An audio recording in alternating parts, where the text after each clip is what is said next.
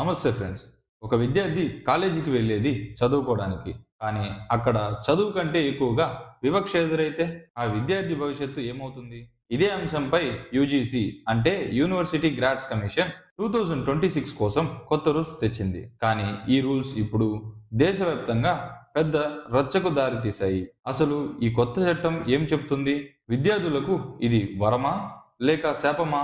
సులభంగా అర్థం చేసుకుందాం రండి.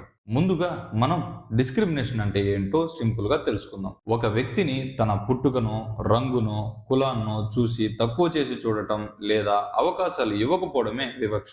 గతంలో ఎక్కువగా కులం ఆధారంగా జరిగే వివక్ష పైనే రూల్స్ ఉండేటివి. ఇప్పుడు 2026 రూల్స్ ప్రకారం యూజీసీ ఈ పరిధిని పెంచింది. అంటే కేవలం కులమే కాదు, మతం, జెండర్, మీరు ఏ ప్రాంతం నుండి వచ్చారు, ఏ భాష మాట్లాడుతున్నారు అనే విషయాల్లో వివక్ష చూపించినా అది నేరం కిందే పరిగణించబడుతుంది. మరి ఇంత విస్తృతమైన చట్టం తెస్తే గొడవ ఎందుకు జరుగుతుంది?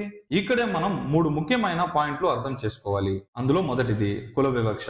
మన దేశంలో కుల వివక్ష అనేది చాలా తీవ్రమైన సమస్య.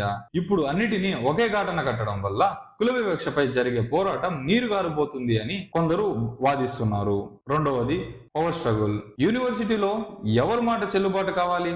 రూల్స్ మారడం వల్ల పాత పద్ధతులు మారి కొత్త సంస్థ వస్తుంది. దీనివల్ల తమ పట్టు కోల్పోతామని కొన్ని వర్గాలు భావిస్తున్నాయి. ఇక మూడవది దుర్వినియోగం, మిస్యూజ్. చట్టం ఎంత స్ట్రాంగ్ గా ఉంటే అది అంతగా దుర్వినియోగం అయ్యే ఛాన్స్ కూడా ఉంటుంది. కక్ష సాధింపుల కోసం ఈ రూల్స్ ని వాడతారేమో అని మరికొందరి భయం.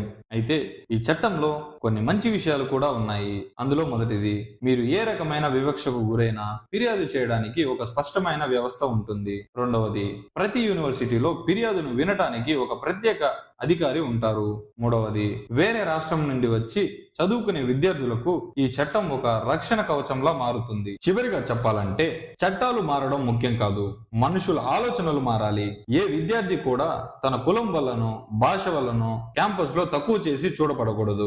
యూజీసీ తెచ్చిన ఈ 2026 రూల్స్ అందరికీ సమాన అవకాశాలు ఇస్తాయా లేక కొత్త సమస్యలు తెస్తాయా?